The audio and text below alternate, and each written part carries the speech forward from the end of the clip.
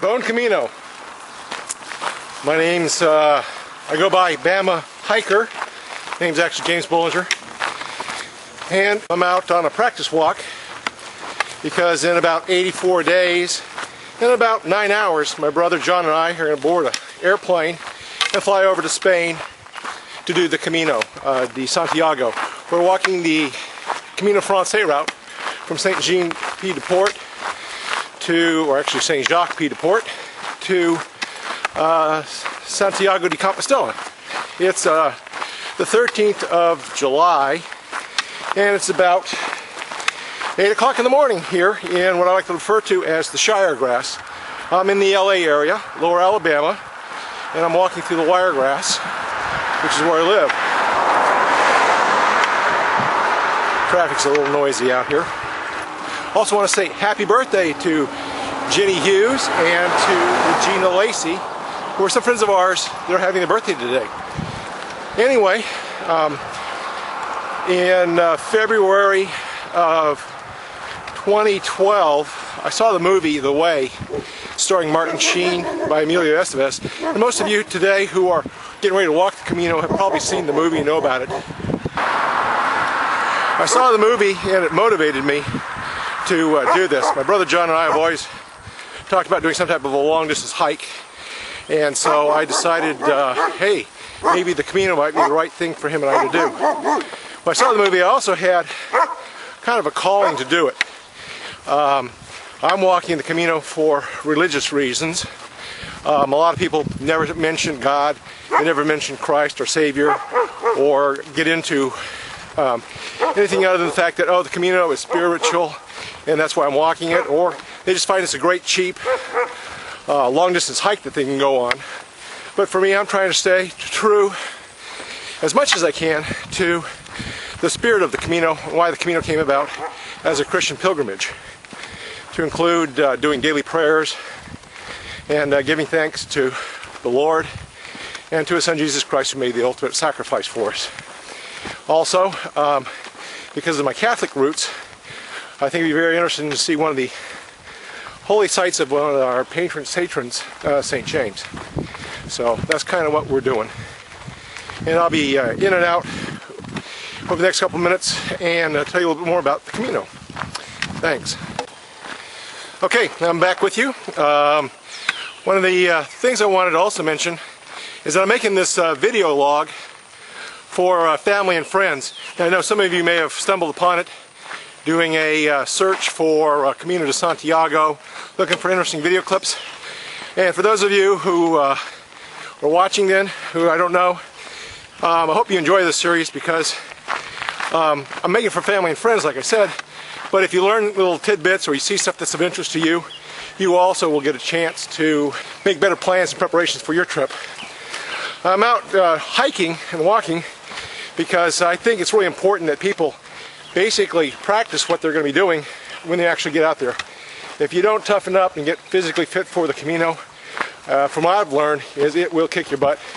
You'll have horrendous blisters, possibly shin splints, as well as other medical problems. Now, on my YouTube page here, I have a box called Other Camino Videos. And how I got inspired to do this was I first watched Matthew Armstrong and his family, his wife Victoria and their son Indigo, which all use the spiritual names of the fire dragon, the metal monkey, and the water dragon. I watched their Camino videos. There's about, I think they did 38 of them in total, but they walked the Camino earlier this year at the beginning of 2013. They actually departed on New Year's Day, January the 1st, and videotaped their series. So it was pretty interesting to watch what they did. One of the things that I noticed watching Matthew's videos is the fact that he held his camera at arm's length, and it seemed to be, after about 38 videos, very stale. Even though his content was interesting, and I was fascinated to watch each and every episode as they came out. Some I watched 2 or 3 times. I just thought it was interesting that the camera angle never really varied. And so I got out here and started practicing, and I came up with different concepts, and I'll show you on one of my links to my pages, my trail journal page.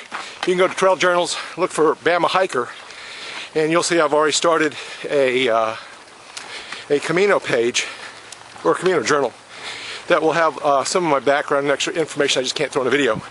So Matthew inspired me, as well as I've watched a couple videos by a young lady out of Canada,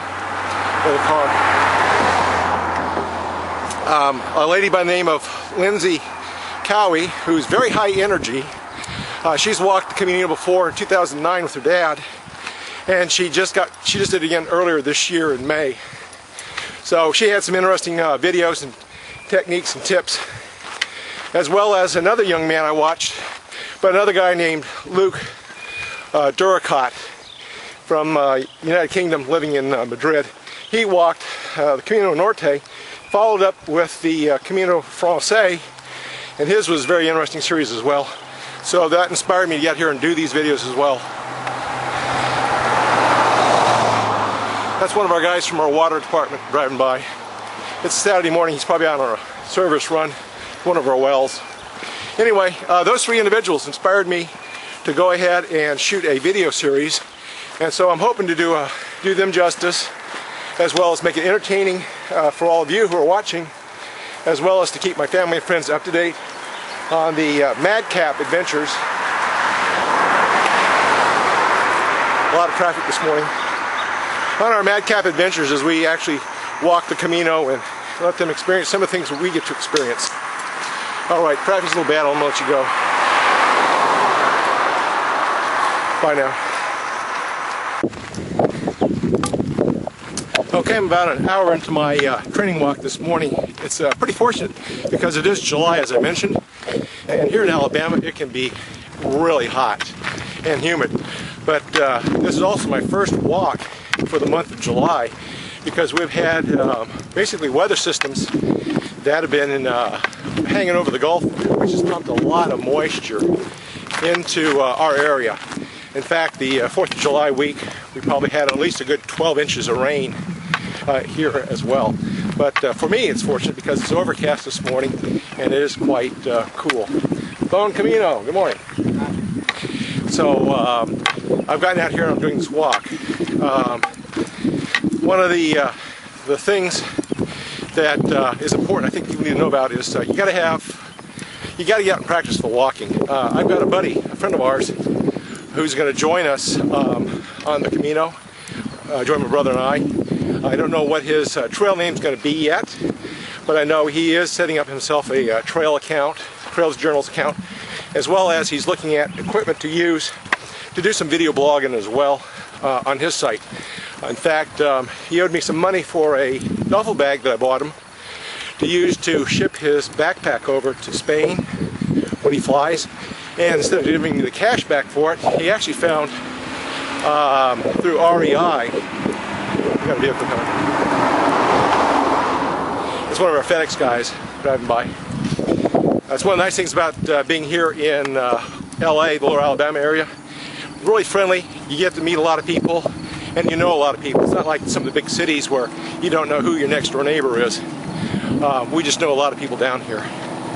So anyway, as I was saying, here comes another car. Let them go by, save some of the noise.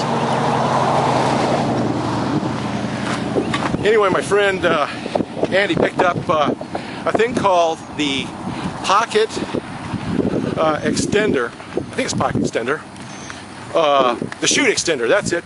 It's basically a device to mount your camera on, or your iPhone. They got two different models, so that way you can basically extend the camera away from your body, so you get more of a full view. You don't have that same up close in your face look when you're carrying a cell phone type camera, which I found that's what Matthew Armstrong did. And after a while you got kind of tired of the extreme close-up, Mr. Mills. So anyway, the extender allows you to get the camera away from your body, allows you to move it around you, so you get all those different angles. See, kind of like this here. Kind of fascinating, isn't it? Here's where I'm going. And you don't have that look with having your arm in the camera all the time. Plus it allows you, I can extend it to get even further away from my body. And I'll have on my Trails Journal page, when I talk about my gear, I'll probably have a little gear description on what electronics I'm taking along on the Camino to help me both photographically and video document my hike with my brother. You can see here on my pack here I've got a Magellan GPS. I found it's kind of cool is with the new technologies like Google Earth, you can import the data of where you walked. You start a route, and when you get done with it, you can take that data and transfer it into Google Earth and actually plot it on a map. So what I plan to do, it tells you your distance, your elevations, what your average walking speeds are, how far you walked. And so what I hope to do with my Trails Journal page is, in addition to having my journal, my notes for the day, I can also post a screen capture shot of where we've walked from Google Earth. That could be put on, I'm sorry about that, I just kind of had a half yawn, half burp work in there. But at least it shows people the route we walked for the day, showing you some of the terrain and the elevations that we hiked over. It'll give you kind of a more accurate note of the distances and where we were at what given time. So that's a pretty cool piece of technology. Alright, well, I've been listening to music. I'm going to get back to it and I'll chat with you in a little while. Bye now. Okay, we're back again. I want to show you one of my pieces of gear I'm taking with me.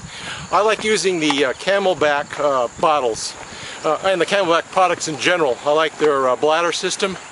But for the Camino, I thought about using a bladder, but I thought it'd be too inconvenient trying to pull the bladder in and out. Plus I'm also weight conscious, and I figure I can basically do the walk with about a liter or 1.5 liters of water between long stretches. And so I'm going to carry two 0.75 liter bottles. And I have a Camelback pack on that I use for my training. My pack weighs anywhere between 15 and 25 pounds when I'm out on my training hikes. But what's kind of nice is I can reach back with my pack. As you can see here, the nice thing about the Camelback bottle is it truly is a one-handed bottle.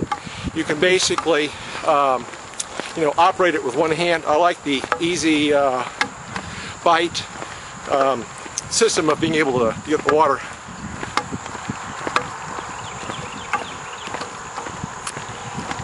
You can see it's pretty humid out here. Got a lot of condensation on my bottle. But the Camelback is really kind of nice because it's got the bite flow valve on the top, as well as a nice spot to hang a carabiner or a snap hook. And like I said, it truly is basically allows you to drink your water one-handed while you're doing things. And I like the Camelback pack I'm using. It's called the Urban Assault XL, extra large, and it's got insulated water bottle pockets on both sides of the pack. It also has a bladder compartment, and for a lot of my trips I go on for vacation or business, I'll take this backpack with me on the plane because then it gives me versatility once I'm at the location. I can use it for hiking, or I can use it because it's nicely padded for carrying my laptop. And so just want to share that with you. A little piece of kit that I have, which is the Camelback water bottles. More later. Bon Camino. Well, hey, stopped for a quick break at one of our local gas stations.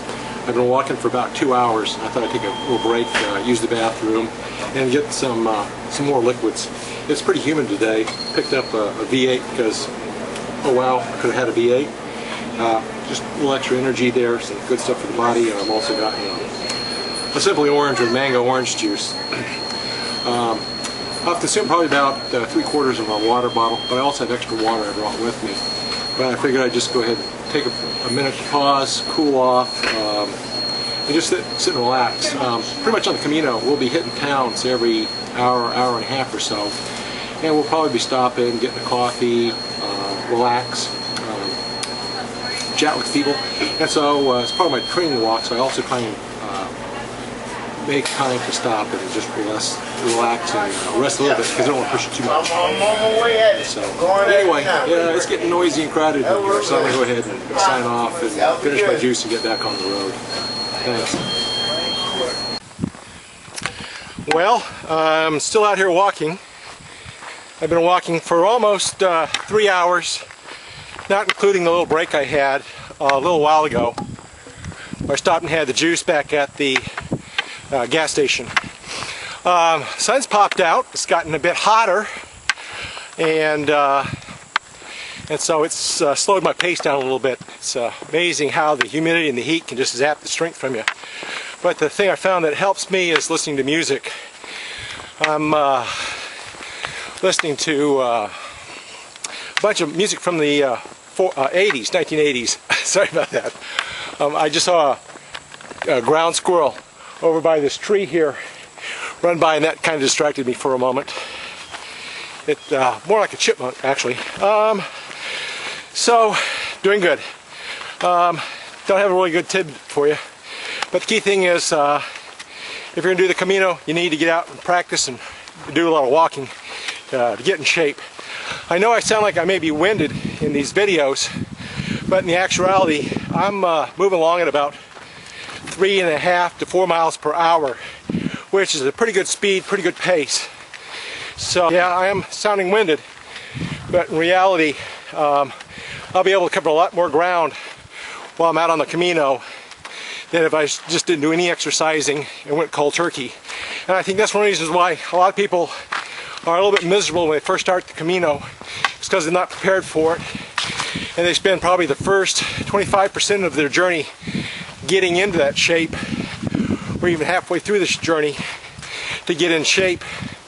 And all that time they're suffering also from blisters and sore spots and shin splints and other things that they just could have avoided if they got out and trained. Okay, I'll catch up with you in a little while. Bye. Okay, I had to stop for a moment. I have to show you something kind of bizarre. As I come out walking along, I do come across some dead animals from time to time. But this was really kind of funny because it looks like this just happened and rigor mortis set in. I was walking and there's a squirrel dead here in the road. So let me show it to you. It's laying there with its tail stuck up in the air, which I thought was kind of funny. All right, I guess this is dead animal walking the Camino humor. All right, back with you later. Well, I'm back in my neighborhood. I'm just about ready to end the walk.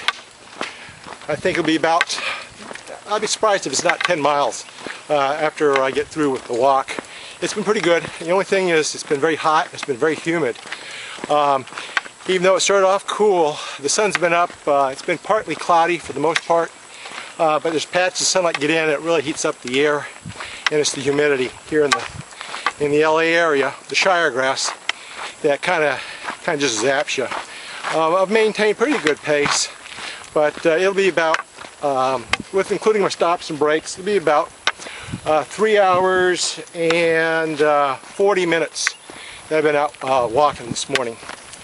So, well, I appreciate you watching this. I hope you enjoyed it, and there'll be more to come. And remember, I have those other interesting links, as well as the Bama Hiker Journal on the trailjournal.com website. So, all right, bon camino, and have a great day.